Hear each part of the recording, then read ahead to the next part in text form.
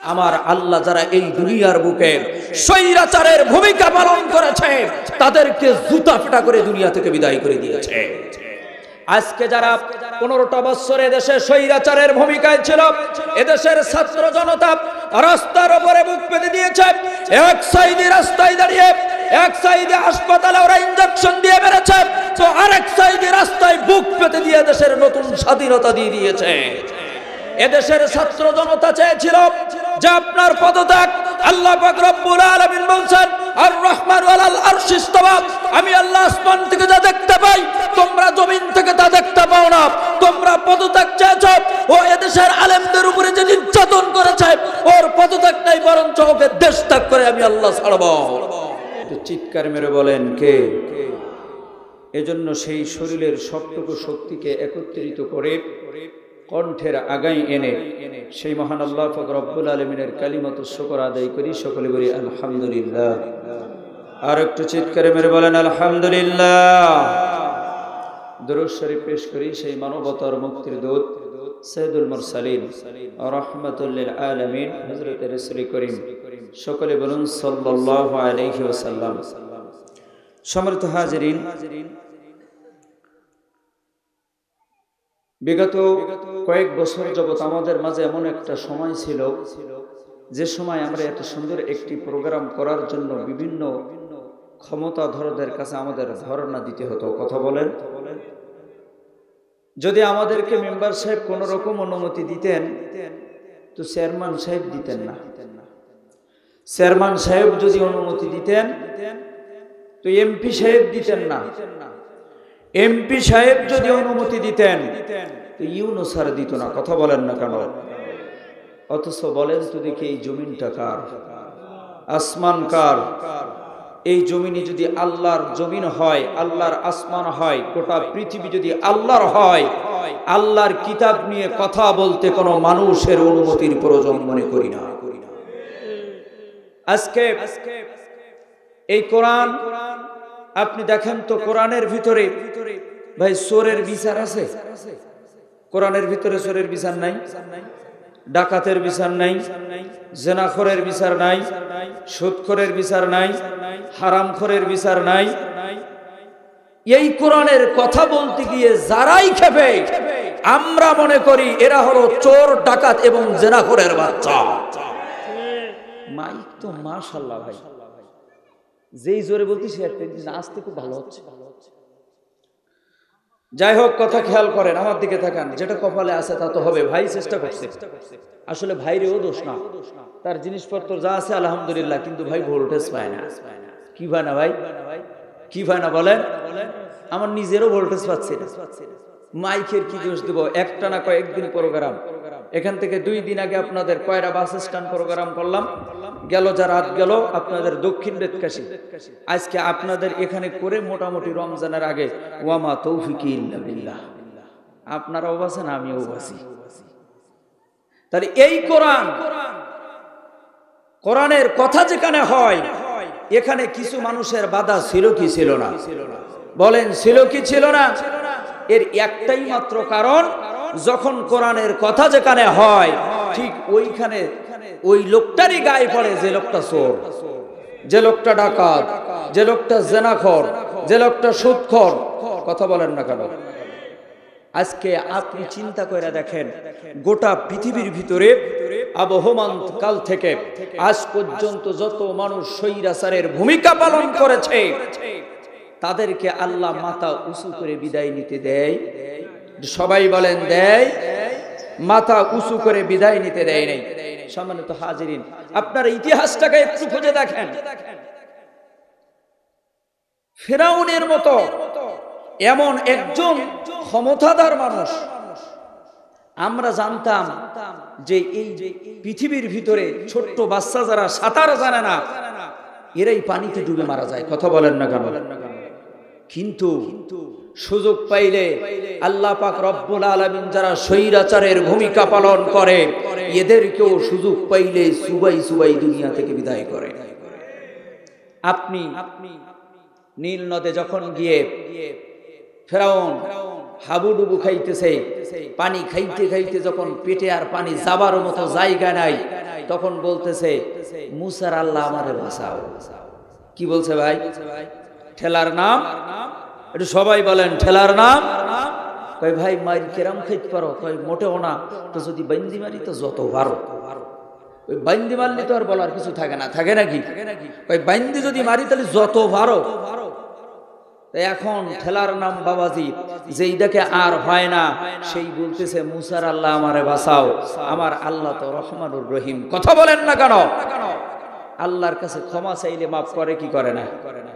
এইবার এই মুহূর্তে জিবরিল আমিন চিন্তা করে দেখতেছে যে এর মতন কাজটা কাফের দুনিয়ায় আল্লাহকে বাদ রেখে নিজেই আল্লাহ রব হিসাবে দাবি করেছে।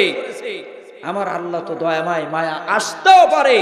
ও আরেকবার বলি দেও মুসার আল্লাহ বলি, যেই হা করিছে নীল নদের কাদার পানি একসাথে দেওয়ার জবান বন্ধ করে দিয়েছে। কথা বলেন না কেন? কথা বলেন না কেন? কথা বলেন না কেন? আপনারা মানেন আর না মানেন, আমি মিলাদ পড়েই এত লোক হয়। আমি যদি কোনো মিলাদ অনুষ্ঠানে যাই এত লোক হয়। তারপরও শুনলাম আপনাদের এই অঞ্চলে হিন্দু এলাকা, আমাদের আরেক ভাই বন্ধু না, আমাদের কথা বলেন, লা ইকরা ফিদ্দিন ক্বাদ তাবায়্যানার রুশদ। আল্লাহ নিজেই বলেছেন খবরদার কারোর ধর্মের উপরে জুলুম করার ইসলাম পছন্দ করে? এটা পছন্দ করে না। আমরা তাদেরকে ভালোবাসবো, আমাদের আচরণে, আমাদের কথায়, আমাদের কাজে যদি একদিন পছন্দ হয়ে যায়, হয়তো কালিমা তেলাওয়াত করতেও পারে। কথা কন না কেন? সম্মানিত হাজিরিন, নমরুদকে আপনারা চেনেন। এই লোকটাকে আমরা কেউ দেখি নাই, কিন্তু এই লোকটার মোটামুটি নামটা পরিচিত লাগে। কথা বলেন না কেন? এলাকায় দেখবেন কিছু জুতির মানুষ থাকে। জুতির মানুষ জানেন তো? ও চলবে বেজুত, বলবে বেজুত, বসবে বেজুত, এমনকি শোবেও কুচলি গুটি ও সোজা হইছে। কথা বলেন না কেন? এরকম কিছু বেজুত মানুষ আছে না? কথা বলেন না কেন? আছে না? এরকম কিছু বেজুত মানুষ দেখবেন আছে। ও চার দোকানে সবাই এক কথা বলতেছে, ও হঠাৎ করে এমন একটা কথা বলবে যে সবাই ওই নদী ঘুরে যায়। কথা কন না কেন? নমরুদ একদিন বলতেছে, ইব্রাহিম তুমি খালি তোমার আল্লাহর দাওয়াত দিয়ে বেড়াও, তোমার আল্লাহ কত শক্তিশালী, আমি তোমার আল্লাহর সাথে একটু যুদ্ধ করতে চাই। ইব্রাহিম বলতেছে আমিও তো এইটা চাই। সুবহানাল্লাহ কন না কেন? আমি আর কি ইব্রাহিম যত কাজ আমার দুনিয়ার রূপে থাকুক না কেন, আর কিছু না করি, ওই দিন আপাতত আপনার আর আমার আল্লাহর যুদ্ধের ময়দানে যদি একজন দর্শক থাকে, সেই দর্শকটা আমি ইব্রাহিম ওই যুদ্ধটা দেখতে চাই। সুবহানাল্লাহ কন। আর কারোর দরকার নেই।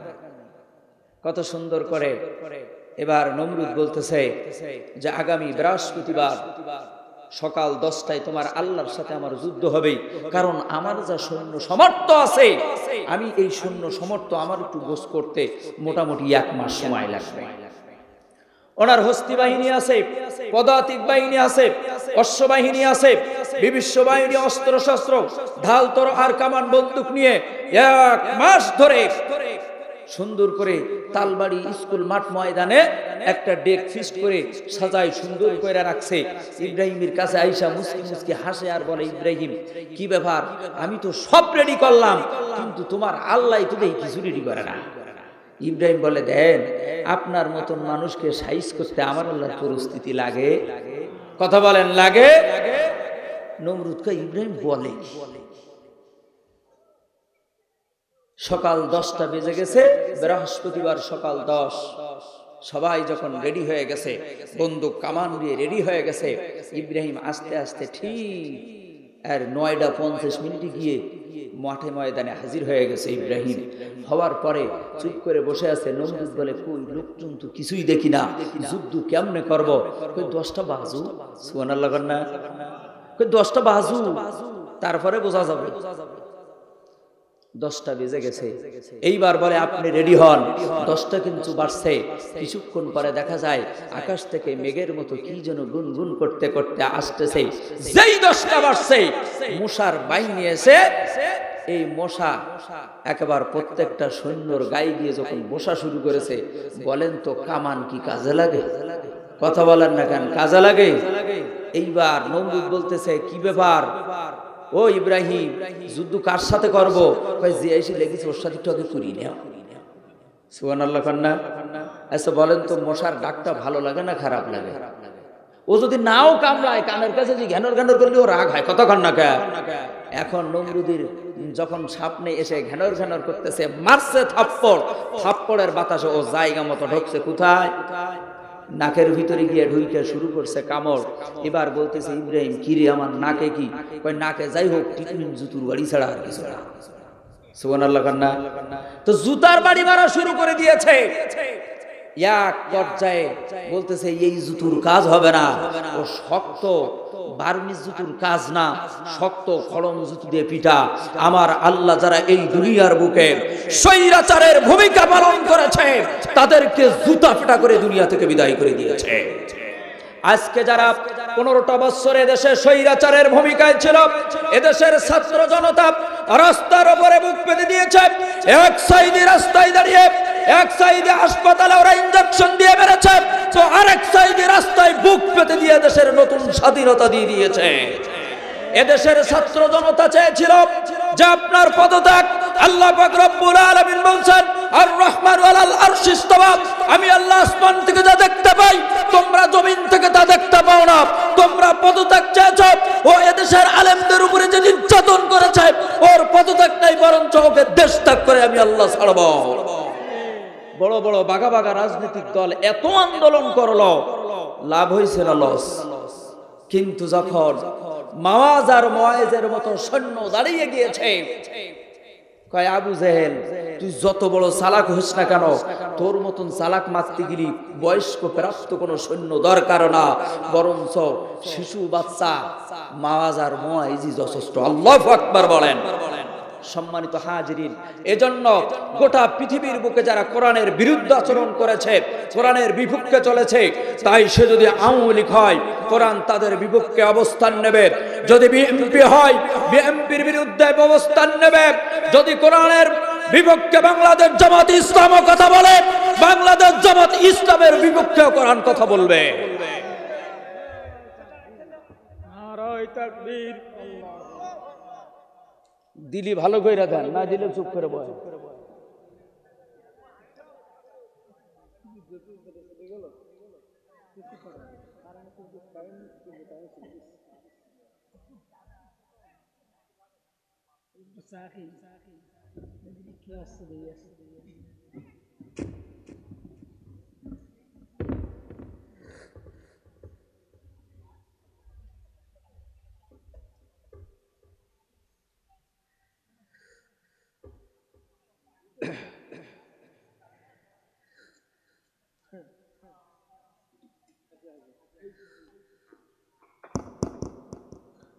এটা জিকির করে লা ইলাহা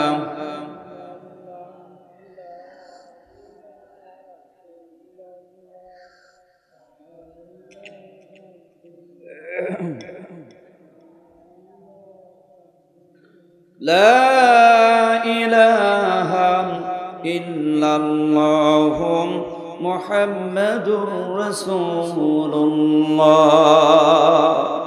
বিগত 15টা বছর যারা নির্যাতন করেছে, পালাইছে, জমির ভিতরে আমরা যখন জমি রই, আপনারা কি বলেন আপনাদের ভাষায়? ভুই রোয়া নাকি?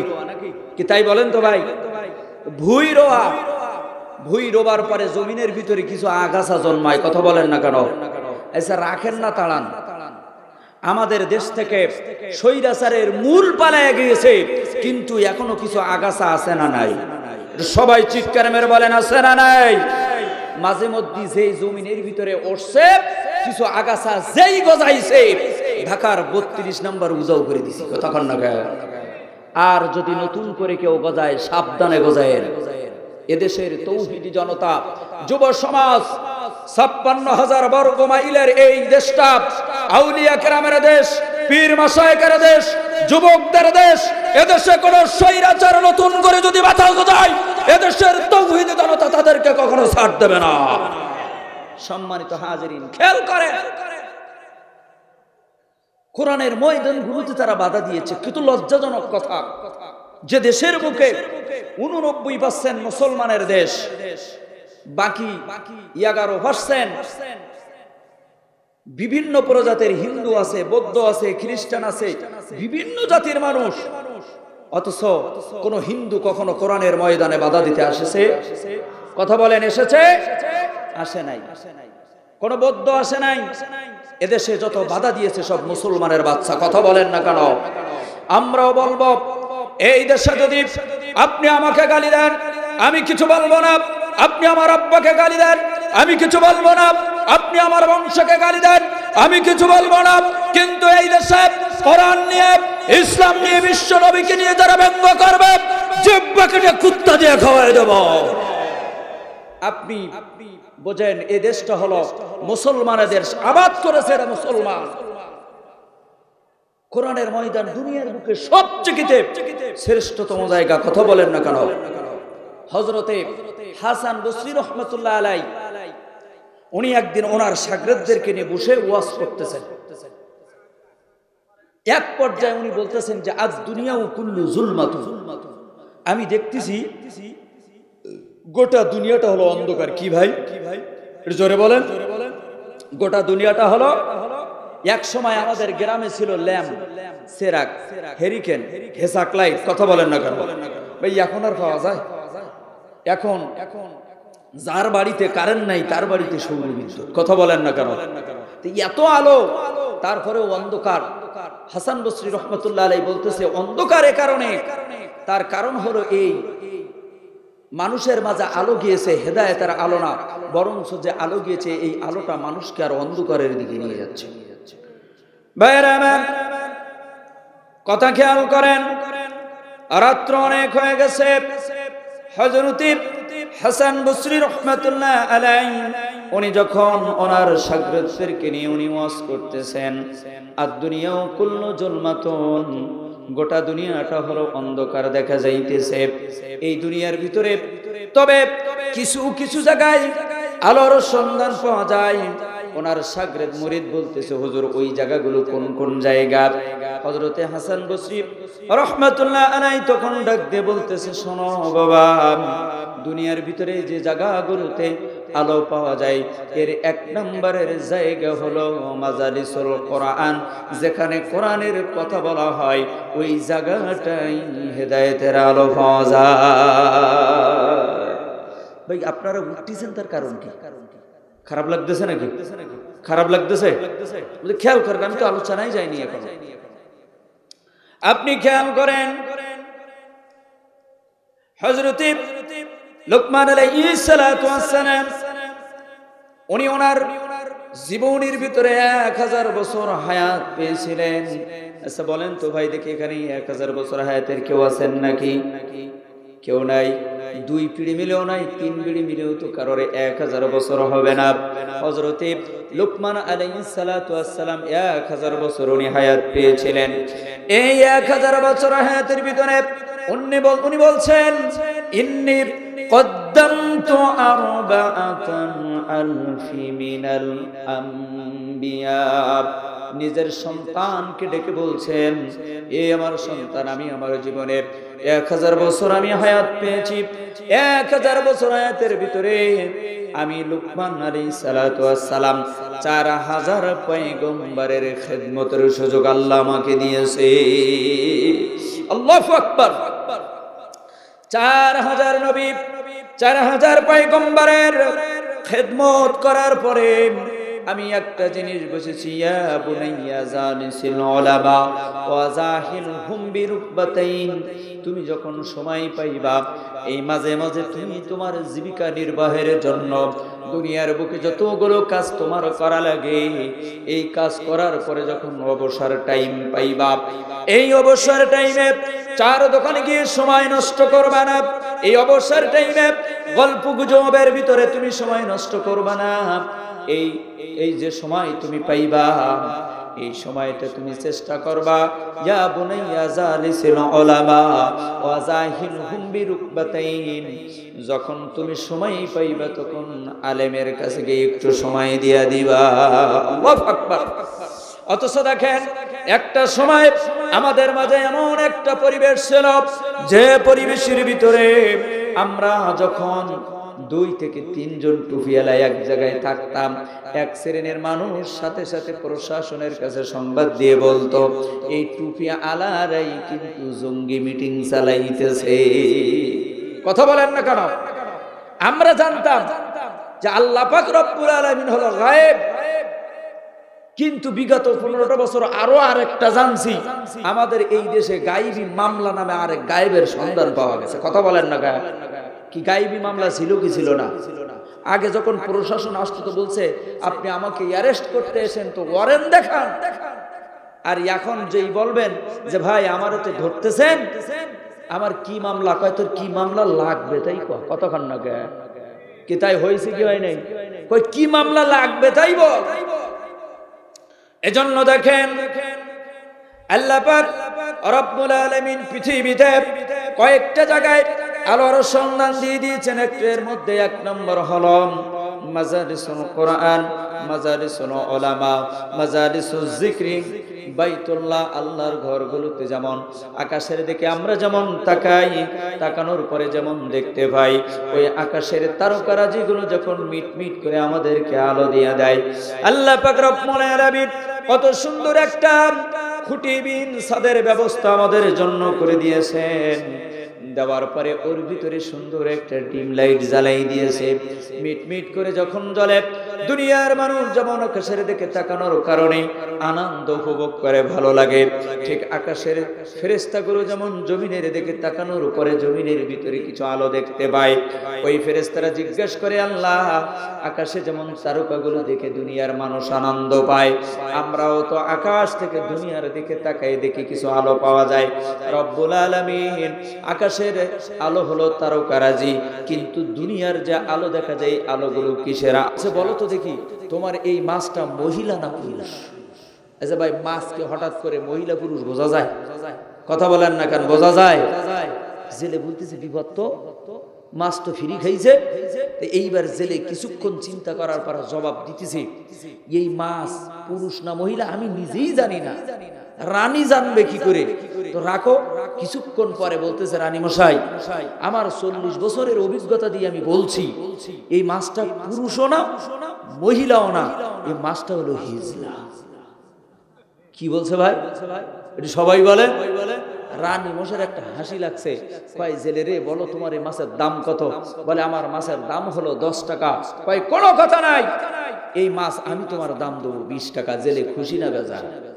কথা বলেন না কেন? খুশি না বেজার? জেলে বড় খুশি হয়ে গেছে।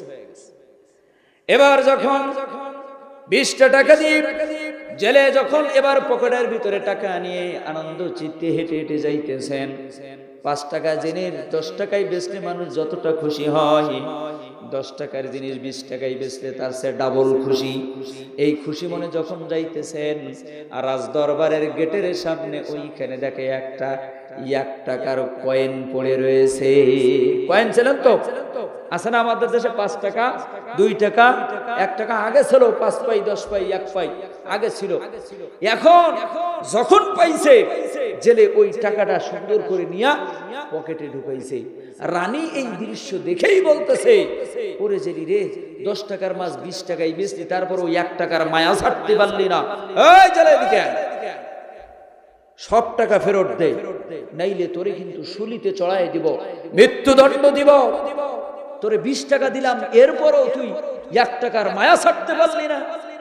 কয় রানী মশাই সব দিলাম, এই নেন, দুঃখ নাই, শুলিতে চড়ান, মৃত্যুদণ্ড দেন, কোনো দুঃখ নাই, তবে আমার একটা কথা আছে, কথাটা একটু শোনেন।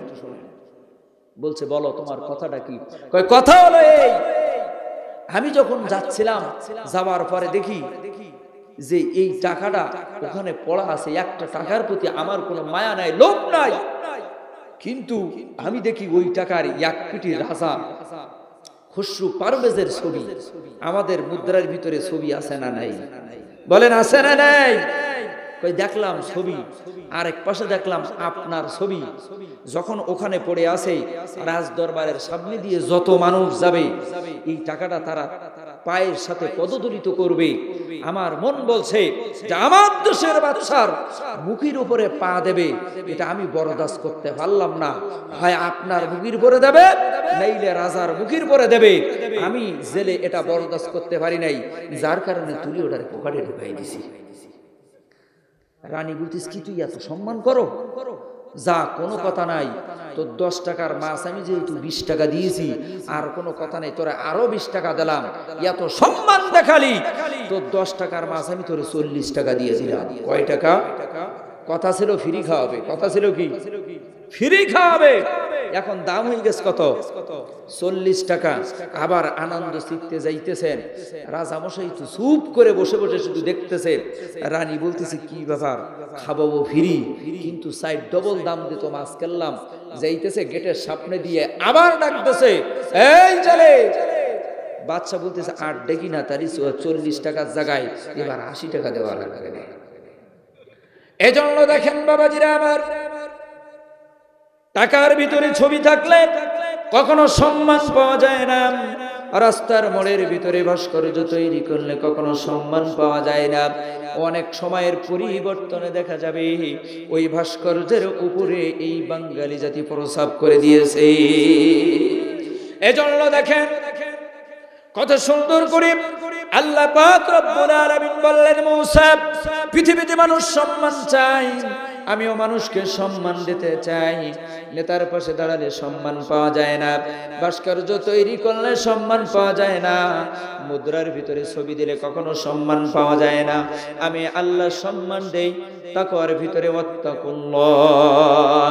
যারা আল্লাহর ভয় যার ভিতরে যত বেশি থাকবে, আমি আল্লাহ পাক রব্বুল আলামিন তার সম্মানটা তত বাড়িয়ে দিয়ে দেই। ইতিহাসটাকে খুঁজে দেখেন, বড় পীর আব্দুল কাদের জিলানী রাহমাতুল্লাহ আলাইহির নামটা আমরা কত সুন্দর শ্রদ্ধার সাথে স্মরণ করি, কথা বলেন না কেন? এই দেশে আবু বকর সিদ্দিক আল কুরাইশি রাহমাতুল্লাহির নাম কত সুন্দর সম্মানের সহিত আমরা স্মরণ করি। আল্লামা রুহুল আমিন সাহেবের নামটা কত সুন্দর সম্মানের সহিত আমরা স্মরণ করি। শাহজালাল শাহ পরান শাহ মখদুম শাহ ওলিউল্লাহ নাসারউদ্দিন আহমদ রাহমাতুল্লাহ আলাইহি, আবু জাফর সালেহ রাহমাতুল্লাহ আলাইহি, শাহ মহিবুল্লাহ রাহমাতুল্লাহ আলাইহি, সরমনার দরবারে মরহুম হুজুর রাহমাতুল্লাহ আলাইহির নামটা কত সুন্দর শ্রদ্ধার সাথে আমরা স্মরণ করি। অথচ দেখেন এদের কোনো ছবি কোনো মুদ্রার ভিতরে পাওয়া যায় না, এদের কোনো ভাস্কর্য রাস্তার মোড়ের ভিতরে পাওয়া যায় না। তারপরে তাদের নাম একটা মাত্র কারণেই আমরা স্মরণ করি, কারণ তার যার ভিতরে যত বেশি আল্লাহর ভয় থাকে, আল্লাহ পাক রব্বুল আলামিন তাকে তত বেশি সম্মানের আসনে বসাই দিয়ে দেয়। আল্লাহু আকবার। এজন্য দেখেন না বাবা, সময় কম, আমি লম্বা কথা বলতে যাচ্ছি না, আমি সংক্ষেপে আপনাদেরকে শোনাই দেই 6টা জিনিস। এর ভিতরে এবার 2 নাম্বার জিনিস বললেন, এই দুনিয়ায় মানুষ বলেন তো জ্ঞানী হতে চায়। আমরা জ্ঞানী হতে চাই কি চাই না ভাই? সবাই বলেন চাই কি চাই না? এলাকার ভিতরে 4 দোকানে নতুন কিছু কিছু মাতব্বার বিগত সালে গোজাইছিল, কথা বলেন না কেন? নেতা আসছে কি তাদের পাওয়ার একটু বেশি ছিল, কথা কর না। এই যে নেতা, কষ্ট হচ্ছে আপনাদের, এই যে নেতা ছিল পাতি নেতা আমরা যেটাকে বলি, এলাকায় কেউ তারে ডাকে না, এরা নেতা ছিল না ভাই। তো 4 দোকানে বসে বলতেছে, দেখ একটা বিচার আসছে এই গ্রামের ভিতরে, এই বিচার আর করবে কে? একজন আব্দুর রহিম, আরেকজন আব্দুল কুদ্দুস, আরেকজন মানে উনি নিজে, ওনার নামটা তো আর বলা যায় না, কথা বলেন না কেন? এইরকম কিছু নেতা ছিল নিজের জ্ঞানী জ্ঞানী ভাব দেখায়, মনে করে আমি বিরাট বড় জ্ঞানের অধিকারী। একেবার এলাকার ভিতরে সুন্দর করি মানে শার্ট প্যান্ট কোট টাই করে আলাদা একটা ভাব দেখায়। এই আলাদা ভাবের ভিতরে কখনো জ্ঞানী হওয়া যায় না, যাই ভাই। আল্লাহ পাক রব্বুল আলামিন মূসা আলাইহিস সালাতু ওয়াস সালামকে ডাক দিয়ে বলতেছে, মূসা দেখো দুনিয়ায় মানুষ জ্ঞানী হতে চাই, আমিও তো মানুষকে জ্ঞানী বানাইতে চাই, তবে আমি আল্লাহ যেখানে যাওয়ার পরে জ্ঞানী হওয়া যায় সেইখানে তারা যায় না। আমি এক নম্বরে এই দুনিয়ার ভিতরে আমি আল্লাহ পাক রব্বুল আলামিন জ্ঞানী হওয়ার জন্য যে পথ যে পন্থা আমি বানিয়ে দিয়েছি, এর মধ্যে এক নম্বর হলো যে যত বেশি কোরআন তেলাওয়াত করে, এই দুনিয়ার বুকে যার ভিতরে কোরআনের জ্ঞান আছে, তার থেকে বড় জ্ঞানী মানুষ আর খুঁজে পাওয়া যায় না। কথা বলেন। দুই নম্বর হলো আল্লাহ পাক রব্বুল আলামিন বললেন, কুন সিহরু ফিল আরদি কাইফা কানা আকিবাতুল মুকাজ্জিবিন। আল্লাহু আকবার। কত সুন্দর করে আল্লাহ পাক রব্বুল আলামিন বললেন, মূসা রে, দুনিয়ায় মানুষ জ্ঞানী হতে চায়, যদি দুনিয়ায় মানুষ জ্ঞানী হয়, কোন সিরু ফিল আরদি, সেজন্য দুনিয়াটাকে সুন্দর করে ভ্রমণ করে দেখে। আমি আল্লাহ পাক রব্বুল আলামিন কত সুন্দর করে এই দুনিয়াটাকে আমি আল্লাহ সাজাই দিয়েছি। সে যদি তার দু চক্ষু দ্বারা দেখে, চক্ষু শীতল হয়ে যাবে, আশ্চর্যান্বিত হয়ে যাবে। সে যখন এই দুনিয়ার ভিতরে যখন পাহাড়ের দিকে তাকাবে, এত সুন্দর সুন্দর পাহাড় আমি আল্লাহ তৈরি করে রেখেছি, দেখার পরে ওই লোকটার মনের ভিতরে জাগবে, আল্লাহ এত সুন্দর পাহাড় এই দুনিয়ার বুকে কে বানাইল। সে যখন সাগরের অতল গহ্বরের দিকে তাকাবে, এত বড় একটা সাগর দেখার পরে আশ্চর্যান্বিত হয়ে যাবে। এরপরে এই সাগরের ভিতরে এত বড় বড় যে প্রাণীগুলোকে আমি আল্লাহ রেখে দিয়েছি, একটা একটা তিমি মাছ একেবারে 70 টন 80 টন করে ওজন। আমি আল্লাহ পাক রব্বুল আলামিন শুধু এই দুনিয়ার মানুষকে এত সুন্দর করে আমি সাজাই দিয়েছি। কোন মানুষ যদি সুন্দরবনের ভিতরে যায়, দুনিয়ার ভিতরে যখন এলাকার ভিতরে একটা গাছ আমরা রোপণ করি, এই গাছটার পানি দেওয়া লাগে, সেচ দেওয়া লাগে, সুন্দর করে তার চারিপাশটা ঘেরাও দেওয়া লাগে। আবার দেখা যায় ওই গাছটা কত পরিচর্যা করা লাগে। কিন্তু সুন্দরবনে যখন যায়, এই সুন্দরবনে যাওয়ার কারণে দেখেন লক্ষ লক্ষ কোটি কোটি মিলিয়ন ট্রিলিয়ন গাছ পাওয়া যায়। এই গাছের একজনও মানুষকে বলেন তো পরিচর্যা করে ভাই? অথচ আমি আল্লাহ এত সুন্দর করে সাজাই দিয়েছি। ও যখন দেখবে তখন বলবে, আল্লাহ এত সুন্দর গাছ পৃথিবীর কোন মানুষ পরিচর্যা করে নাই। এত সুন্দর পাহাড় আল্লাহ বানায় রাখছেন, পৃথিবীর কোন ভেকু নামক মেশিন তাকে তৈরি করে নাই, মানুষ তৈরি করে নাই। এইগুলো দেখার পরে আমি আল্লাহ তার অন্তরের ভিতরে আমি আল্লাহ জ্ঞানী বানায়া দিয়ে দে। ছোট্ট একটা গল্প মনে করছে, বলবো ভাই?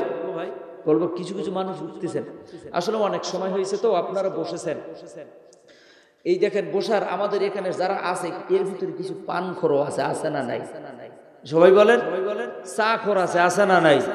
এরপরে 3 নম্বরের বিড়ি খোরও আছে, কতক্ষণ না গায়, আছে না নাই? এই যারা পান খায়, বিড়ি খায়, দেখবেন যখন এই খাবার আশা যখন জাগবে, দুনিয়ায় একদিকে ও না খাওয়া পর্যন্ত ঠান্ডা হবে না, কতক্ষণ না গায়।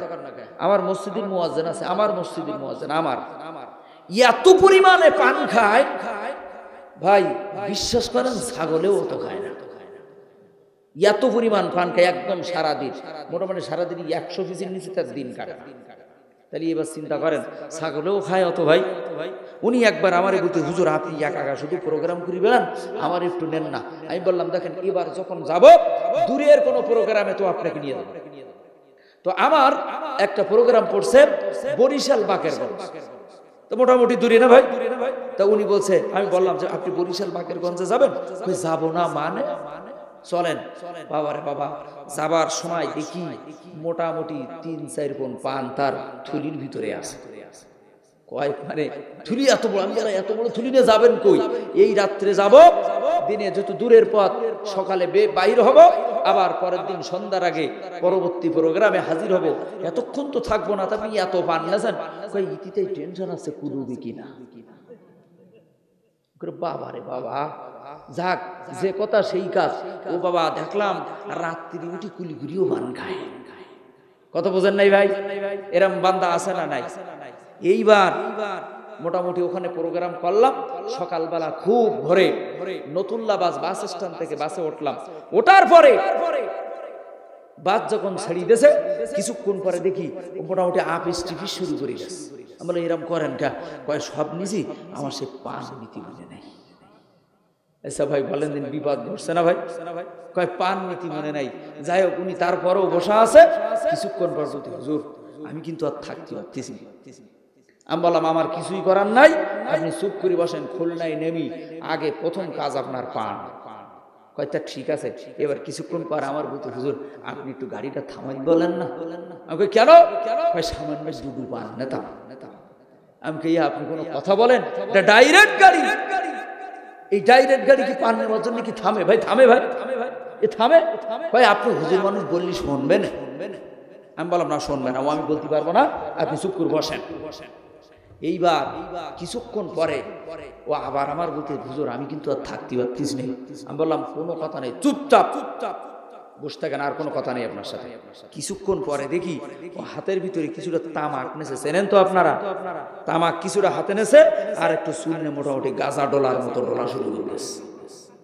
আমি বললাম ও ভাই আপনি করেন কি? কয় দেখেন হুজুর আমি আর থাকতে পারতিস নি। আপনি যেভাবে ডুব দিচ্ছেন তো বলবেন হুজুরা সব গাঁজা খায়। কয় আপনি কথা বলেন না, ও কেউ দেখতে পাবে না। এইবার ডলার ভাবে দিয়েছে গালের ভিতরে, দেওয়ার পরে মোটামুটি 5টা মিনিট মনে হয় ঠিক। তারপর বুঝি দেখেন হুজুর আমার আর থাকা হচ্ছে না। কিছুক্ষণ পর আমার ঠিক উনি বইছে জানলার পাশে, তারপরে আমি বাসের এখানে ফাঁকা, ও পাশে বইছে এক মহিলা বরিশালের। কিছুক্ষণ পরে ওই মহিলা বের করেছে এক পানের ঠোঙা। আচ্ছা বলেন দিন কোনো রকম থির করে রেখেছিলাম, ওই পানের ঠোঙা দেখার পর ও থির থাকবে? ও মুখি যতই ঠুসি দেয় আর কাজ হবে? এইবার যখন ওই দেখিছে তখন বলতে হুজুর একটু চাই দেন না। দেখবেন সকালবেলায় কিছু মানুষ চা খায়, আর একজন চা না পকেটে টাকা নেই, আস্তে আস্তে গিয়ে বলবে ও ভাই লাল চা খাচ্ছেন না দুধ চা খাচ্ছেন? বাধ্য হই ওই লোকটা বলে ভাই কেন ভাই আপনি এটা খাবেন নাকি? তালি এটা দিয়ে কথা বলেন না কেন? এখন এবার বলতেছে হুজুর একটু সাইদের নাম বললাম, দেখেন আমি বিভিন্ন জায়গায় প্রোগ্রাম করি, কে না কে দেখবে, বদনাম হয়ে যাবে আমার, আমি পারবো না। কয় আমি জানতাম আপনি পারবেন না, আপনি এই পাশে আসেন, আমার ওই পাশে দেন। বললাম তাও ভালো। এবার আমি ওই পাশে গেলাম, যাবার পরে আমার মুয়াজ্জিন যখন একেবারে ওই মহিলার পাশে গিয়ে বসছে, বসার পরে এবার বলতেছে আফা আপনি শুকনো সুগরি খাচ্ছেন না মোজা সুগরি খাচ্ছেন? বাধ্য হয়ে আফা এবার বলতেছে ভাই আপনি তো খাবেন নাকি? তালি একটু দেন। খাবার সিস্টেম আছে না নাই? জীবনে কোনোদিন কোনো বিড়িখোর হুজুরির কাছে বলিনি একটু আগুনটা দেন, চাইছে ভাই? কথা বলেন না কেন? চেয়েছে? বন্ধুরা খারাপ লাগতেছে? খারাপ লাগলে বলবেন, আপনারা বিদায় আমিও বিদায়। বন্ধুরা আমার আল্লাহ পাক রব্বুল আলামিন মূসা আলাইহিস সালাতু ওয়াস সালামকে 3 নম্বরে বলে দিলেন মূসা দুনিয়ায় মানুষ শান্তি চায়, আমিও মানুষকে শান্তি দিতে চাই। তবে বলো রে মূসা দুনিয়ায় 100 বিঘা জমির মালিক হইলে কখনো শান্তি পাওয়া যায় না, দুনিয়ায় 5 তলা বিল্ডিং এর মালিক হইলে কখনো শান্তি পাওয়া যায় না, দুনিয়ার ভিতরে 5টা বাসের মালিক হইলে শান্তি পাওয়া যায় না, বরঞ্চ যার যত বেশি সম্পদ এই দুনিয়ায় বাড়াইছে সে তত বেশি টেনশনে তার দিন কাটে। কথা বলেন না কেন? এজন্য দুনিয়ার ভিতরে যদি মূসা তুমি শান্তি চাও, যদি দুনিয়ায় মানুষ শান্তি চায়, আমি আল্লাহ পাক রব্বুল আলামিন শান্তি রাখছি জান্নাতে। বলেন তো কোথায়? আমি আল্লাহ শান্তি রাখছি জান্নাতে, জান্নাতে যাবার পরে শান্তি। কিন্তু দুনিয়ায় শান্তি চাই। বলো রে মূসা দুনিয়ার ভিতরে যদি মানুষ শান্তি চায় দুনিয়ায় কখনো শান্তি পাওয়া যায় না। আমি আল্লাহ পাক রব্বুল আলামিন দুনিয়ায় কখনো শান্তি দেই না। শান্তি পাওয়ার জন্য আমি আল্লাহ পাক রব্বুল আলামিন জান্নাতটাকে প্রস্তুত করে রেখেছি। ওই দিন আমার জান্নাতের ভিতরে যারা প্রবেশ করবে আমি আল্লাহ পাক রব্বুল আলামিন যত প্রকারের শান্তি নাজ নিয়ামত রয়েছে আমি আল্লাহ আমার বান্দাদের ওই নাজ নিয়ামতের ভিতরে রেখে দিব। জান্নাত তোমার আসল বাড়ি রাখিও স্মরণ, মৃত্যু নামের দরজা দিয়া সে তাই করিবে গমন। এ জীবন তোর ক্ষণস্থায়ী কচু পাতার পানি, মরার পরেই শুরু হবে আসল জিন্দেগানি। বলেন আল্লাহু আকবার। বন্ধুরা আমার কথা খেয়াল করেন। চতুর্থ নম্বরে আল্লাহ পাক রব্বুল আলামিন বললেন, মূসা রে, এই দুনিয়ায় মানুষ ধনী হইতে চায়, বলেন তো আমরা ধনী হতে চাই কি চাই না? আমরা ধনী হইতে চাই, দুনিয়ায় মানুষ ধনী হইতে চায়। দোয়া করে, আল্লাহ আমারে আপনি কিছু ধন দৌলত দিয়া দেন, আপনি আমারে 10 লাখ টাকা দেন, আপনার মসজিদ মাদ্রাসায় 5 লাখ দেব। ও বিশ্বাস না হলে আপনার 5 লাখ আপনি নেন, আমার 5 লাখটা দেন। কতক্ষণ না গে কই দুনিয়ায় মানুষ এমন স্বপ্ন দেখে। আমার আল্লাহ পাক রব্বুল আলামিন তাদেরকে বলছে, মানুষ রে, দুনিয়ায় যায় যে মানুষগুলো দুনিয়ায় যারা সম্পদের মালিক হইতে চায়, আমি আল্লাহ পাক রব্বুল আলামিন তাদেরকেও ধনী বানাইতে চাই। কিন্তু আমি রাখছি অল্পের ভিতরে যারা সন্তুষ্ট থাকে, আমি আল্লাহ পাক রব্বুল আলামিন তাদের সম্পদে বরকত দান করে দিয়ে দিই। আল্লাহু আকবার বলেন। এজন্য দেখেন এলাকার ভিতরে একবার গরিব মানুষ 5 তলা বিল্ডিং দেশে, এরপরে কয়েকটা উঠাই রাখে, আরেকতলা দেবে। কথা কন না কেন? কিন্তু শান্তি পাওয়া যায় না। একেবারে কত সুন্দর বিভিন্ন রকমের রকমারি খাবার সামনে থাকে, এই খাবার খাইতে পারে না। তার কারণ হলো একটাই, ও আল্লাহ পাক রব্বুল আলামিন এমন একটা রোগের শামিল তাকে বানাই দিয়েছে, যার ট্রিটমেন্ট হইছে হাঁটা আর খাবে শুধু আটা। কতক্ষণ না গে ট্রিটমেন্ট আল্লাহ কত সুন্দর দিয়ে দিয়েছেন ভাইরা আমার। এজন্য দুনিয়ায় যদি কোনো মানুষ ধনী হইতে চায়, আল্লাহ পাক রব্বুল আলামিন বললেন, এই দুনিয়ায় যারা ধনী হবে, ওই ধনীদের জন্য যারা ধনী হবে, অল্পের ভিতরে যারা সন্তুষ্ট থাকবে, এই সন্তুষ্ট থাকার ভিতরে বলেন তো বরকত দিয়ে দেবেন কে? এরপরে দেখেন আরো কত সুন্দর করে বললেন 5 নম্বরে, এই দুনিয়ায় মানুষ আল্লাহ পাক রব্বুল আলামিনকে খুশি করতে চায়। কথা বলেন না কেন? দুনিয়ায় মানুষ আল্লাহ পাক রব্বুল আলামিনকে খুশি করতে চায়। আল্লাহ আমি আপনাকে খুশি করতে চাই, আপনি আমার উপরে খুশি হয়ে যান। আল্লাহ পাক রব্বুল আলামিন বললেন, বান্দারে, আমাকে যদি খুশি করতে চাও, তাহলে এই দুনিয়ার বুকে তুমি যদি নফসের বিরুদ্ধে কাজ করতে পারো, তোমার নফস বলছে সুদ খাইবা, সুদ থেকে ফিরে আসো। নফস বলছি দাড়িটাকে সুন্দর করে কেটে ফেলবা, তুমি সুন্দর করে দাড়িটাকে ছেড়ে দিয়ে দাও। নফস বলছে শীতের রাত্রিতে ফজরের নামাজ পড়ার দরকার নাই, আর তুমি ওই নফসের কথা না শুনে ফরজের নামাজের ভিতরে শামিল হয়ে যাইবা। যখনই শামিল হয়ে যাইবা, এই শামিল হবার কারণে আল্লাহ পাক রব্বুল আলামিন বললেন, বান্দা তুমি যখন নফসের বিরুদ্ধে কাজ করবা, এই নফসের বিরুদ্ধে কাজ করার কারণে আমি আল্লাহ পাক রব্বুল আলামিন খুশি হয়ে যায়। আল্লাহ আল্লাহ বলতে বলতে মরণ যেন হয় আমাদের। বলেন আমার সাথে সবাই, আল্লাহ আল্লাহ বলতে বলতে মরণ যেন হয়। বলেন সবাই জবান খুলে, আল্লাহ আল্লাহ বলতে বলতে মরণ যেন হয়।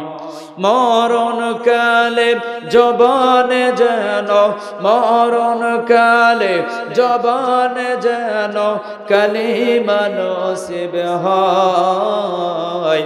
আল্লাহ আল্লাহ বলতে বলতে মরণ যেন হয় আমাদের।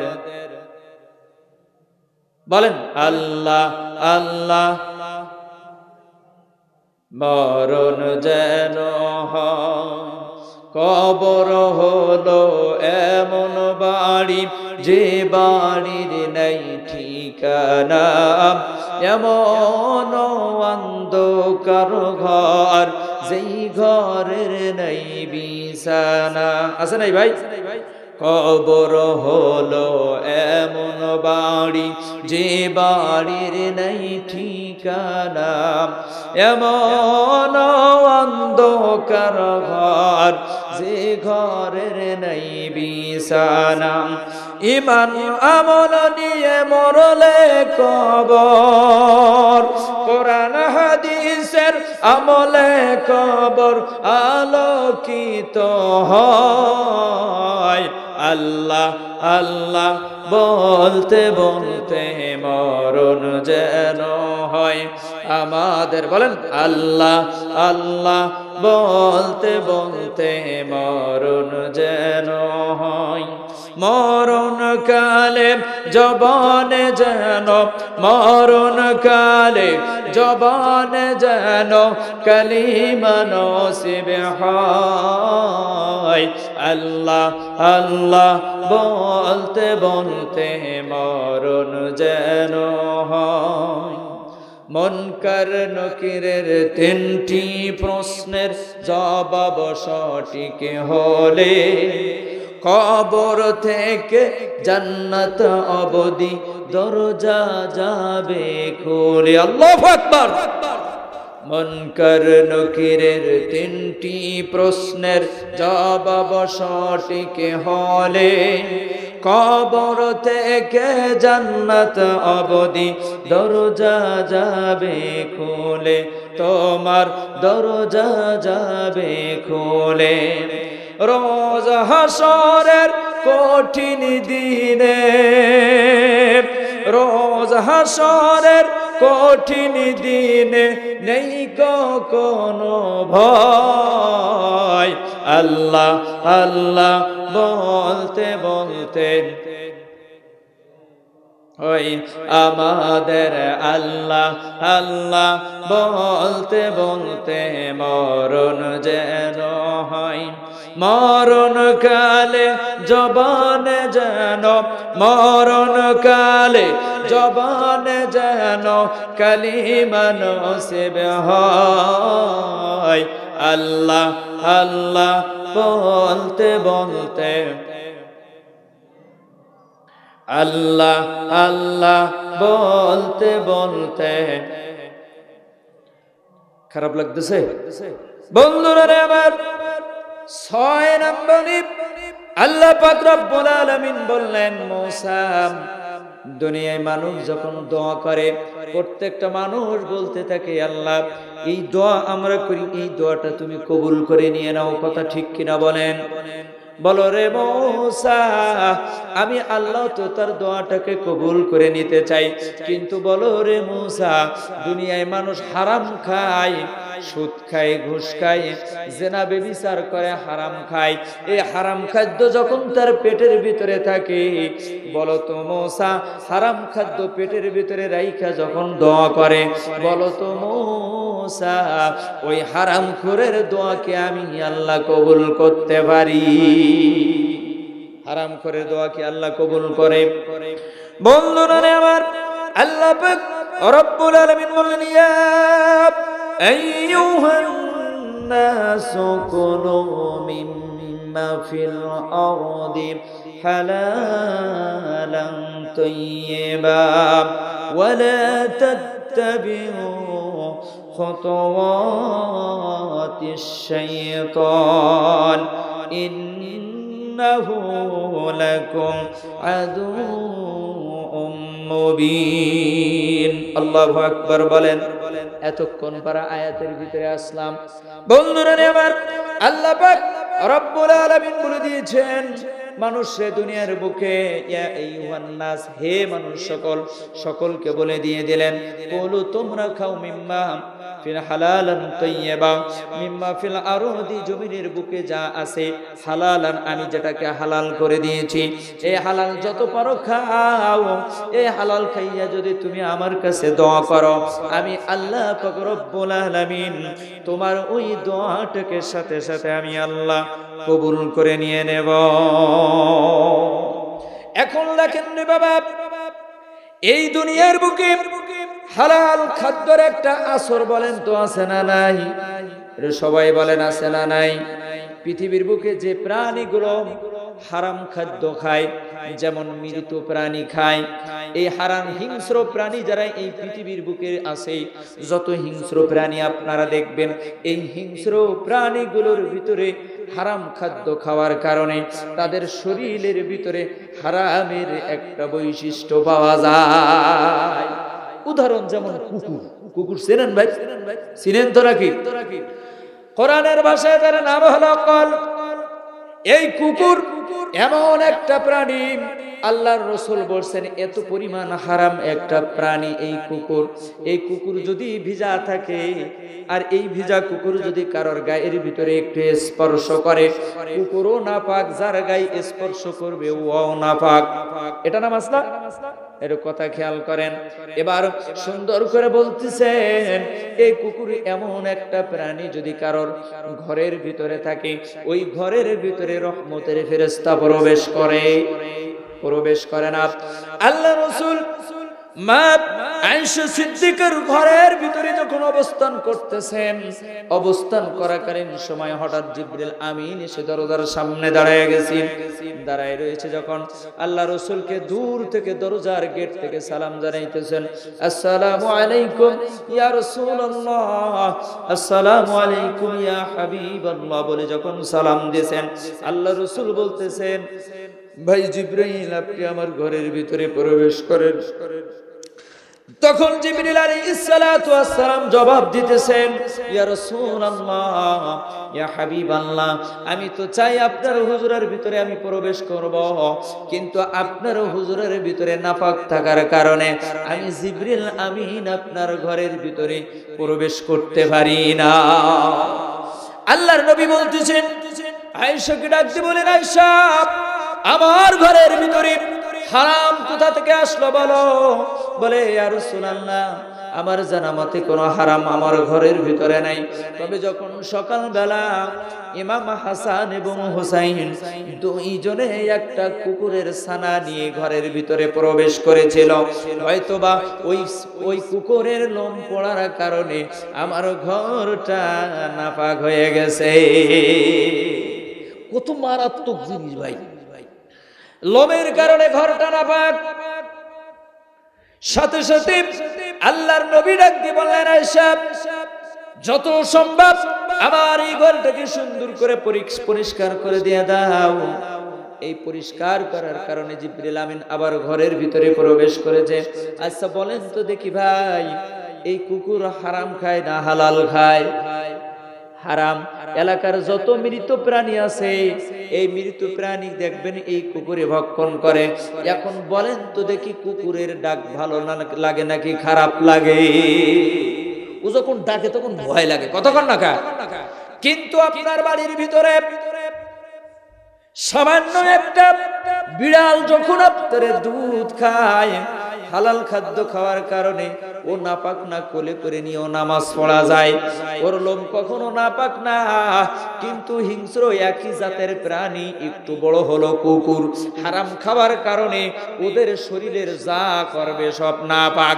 অতএব এই সমাজের বুকে যারা সুদখোর, ঘুষখোর, জেনাখোর, স্বৈরাচারের ভূমিকা পালন করেছে, এরা যত হারাম খাদ্য, গরিবের অর্থ সম্পদ যারা লুট করে খেয়েছে, এরাও হারাম। এদের সাথে যারা চলবে এদের শরীরটাও নাপাক হয়ে গেছে। কথা বলেন না কেন? আমার কথা কি বুঝেন না ভাই? কথা খেয়াল করেন। এবার আপনি দেখেন, এই হারাম এত পরিমাণ খারাপ একটা জিনিস। আল্লাহর ওলি যারা ছিলেন, হারাম খাদ্য যখন তাদের সামনে চলে যাইতেন, সামনে যাবার পরপরই তারা বুঝতে পারতেন এটা হারাম, তারা বুঝতে পারতেন এটা হালাল, তারা বুঝতে পারতেন এই খাদ্যটা আর খাওয়া যাবে না। কত সুন্দর করে দেখেন, আল্লাহর নবীর কাছে একটা মহিলা প্রতি সপ্তাহে দাওয়াত কইরা খাওয়ায়। একটা সপ্তাহের ভিতরে ওই মহিলার ছাগল ছানাটা পাইতেছে না, বকরিটা পায় না। চিন্তা করে দেখেছে পাশের বাড়ির একটা বকরি না বলে জবাই করে দিয়েছে। আমাদের সমাজে এমন কিছু মানুষ পাওয়া যায়, বলেন তো, অন্যের ঘেরের আটল ঝাড়ে যখন ধুরি ফেলবেন তখন বলে কুয়াশায় দেখতে পাইনি। কতক্ষণ না কুয়াশায় বুঝতে পারিনি কোনটা আমার ঘের আর কোনটা আপনার ঘের, আর না ধরতে পারলে সব ওর ঘের। কথা বলেন না কা? বলতেছেন যখন অন্য একটা ছাগল নিয়ে জবাই করেছে, বকরিটাকে জবাই করেছে, জবাই করে বিশ্ব নবীর কাছে যখন ওই গোশত নিয়ে হাজির হয়ে গেছে, আল্লাহর নবী বললেন, ও মা দেখো তুমি যে খাদ্য আমার জন্য নিয়ে এসেছো, এই খাদ্যের ভিতর থেকে আমি বিশ্বনবী হারামের ঘ্রাণ পাইতেছি। আল্লাহু আকবার। দেখেন যারা এই পৃথিবীর বুকে আল্লাহওয়ালা মানুষ যারা হয়, এই আল্লাহওয়ালা মানুষ সবার কারণে এদের ভিতরে কয়েকটা বৈশিষ্ট্য খুঁজে পাওয়া যায়। আপনি দেখবেন কত সুন্দর করে দেখবেন আল্লাহওয়ালা মানুষ যারা হয়, আমরা যেমন খাদ্যের ভিতরে হাত দেওয়ার কারণে আমরা বুঝতে পারি এই খাদ্যটা গরম, এই খাদ্যটা ঠান্ডা, এই খাদ্যটা ভালো আছে, এই খাদ্যটা খারাপ আছে, এমন অবস্থা আমরা বুঝতে পারি। আল্লাহর নবী কত সুন্দর করে দেখেন এমন ভাবে যখন আল্লাহওয়ালা মানুষের কাছে কোনো খাদ্য যাইতো, ওই খাদ্যর উপরে হাত দেওয়ার সাথে সাথে তারা বুঝতে পারতেন এই খাদ্যটা হইল হালাল আর এই খাদ্যটা হইল হারাম। একটা কথা বলি, ভারতের বুকে আহমদ আলী লাহোরী, উনি ওনার সামনে যত খাদ্য যাইতেন, উনি খাদ্যের ঘ্রাণ শোনার পরে বুঝতে পারতেন এই খাদ্যটা হালাল না হারাম। ঠিক ওনার বন্ধু যখন সুন্দর করে ওনার দুইজন বন্ধু ওনাকে টেস্ট করার জন্য হারাম টাকার কিছুটা ফল ফ্রুট কিনে ওনার সামনে নিয়ে হাজির করে দিয়েছে, দিয়ে বলছেন আহমদ লাহোরীর কাছে গিয়ে বলতেছে, আহমদ লাহোরী তোমার জন্য আমরা কিছুটা হাদিয়া নিয়ে আসছি, দেখো এই হাদিয়া নিয়ে।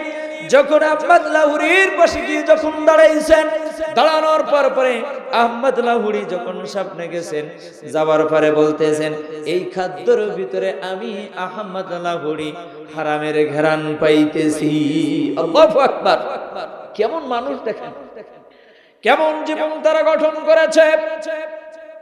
এই আহমদ লাহোরী যখন তার কাছে নিয়ে গেছেন, যাবার পরে বলছেন এই খাদ্যটা আমি খাবো না।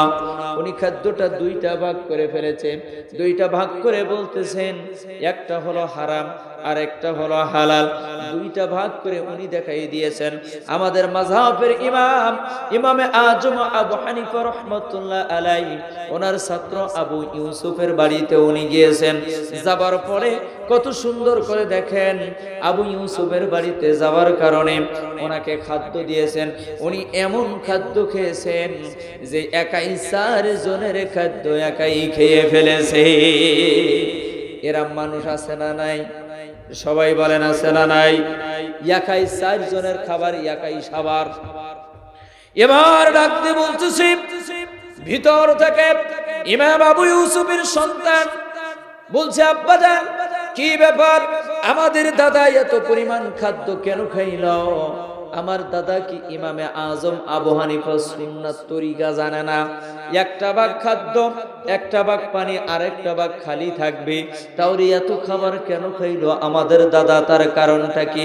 ইমামে আজম আবু হানিফা রাহমাতুল্লাহ আলাইহি উনি বারান্দা থেকে বলতেছেন, দেখো রে দাদু ভাই, আমি এত পরিমাণ খাইলাম, যখন এই বাড়িতে আমি আসলাম আমি দেখলাম এই খাদ্যের ভিতরে আল্লাহ পাক রব্বুল আলামিনের সাকিনা বর্ষিত হইতেছে। আল্লাহু আকবার। কেমন দেখেন হালাল খাদ্যের বরকত। আমাদের বাংলাদেশে ওই মির্জাগঞ্জের ইয়ারউদ্দিন খলিফার নাম শুনে নাই এমন কোন মানুষ খুঁজে পাওয়া যায় না।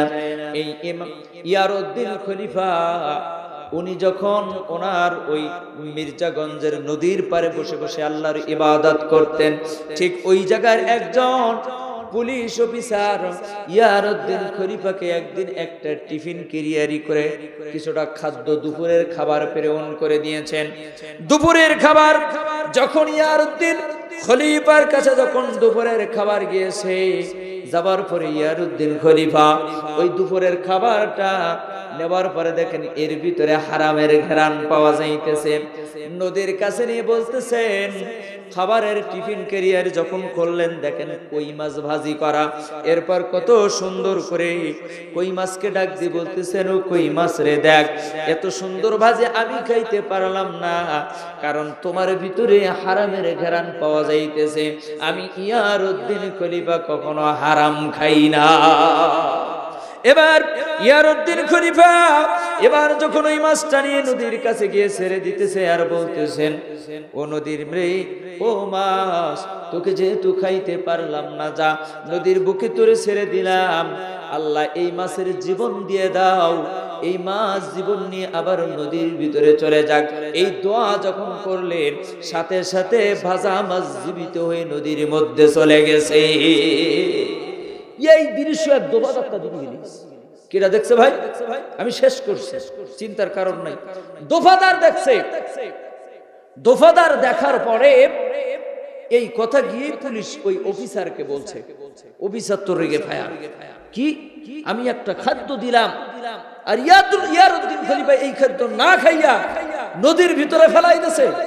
আসলে তো ফেলাই দেয়নি, ফেলাই দিয়েছে ভাই, জ্যান্ত হয়ে চলে।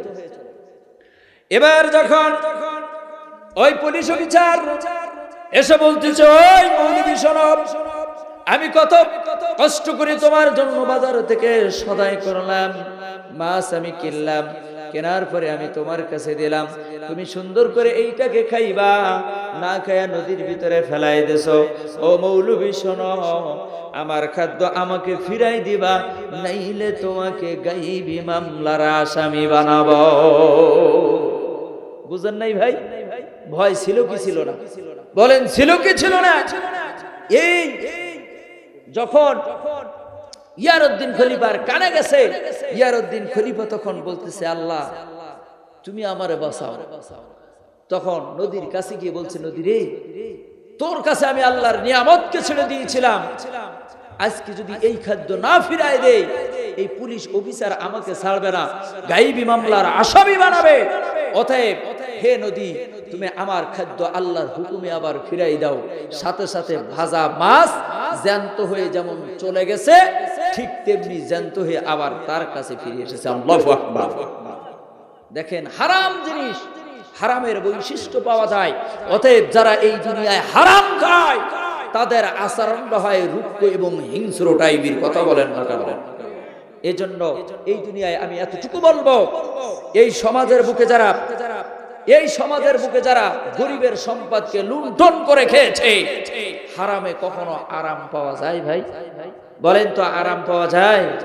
আজকে এত টাকা, এত গাড়ি, এত বাড়ি সব তৈরি করেছে, এই দেশে তাদের জায়গা হয় নাই, বরঞ্চ যেখানে জায়গা হয়েছে ওই জায়গায় আজানের ধ্বনি শোনা যায় না, বরঞ্চ ও জায়গায় উলুধ্বনি শোনা যায়। এজন্য বলবো ভাই, শিক্ষা নেন, পূর্ববর্তী থেকে আপনারা শিক্ষা গ্রহণ করেন।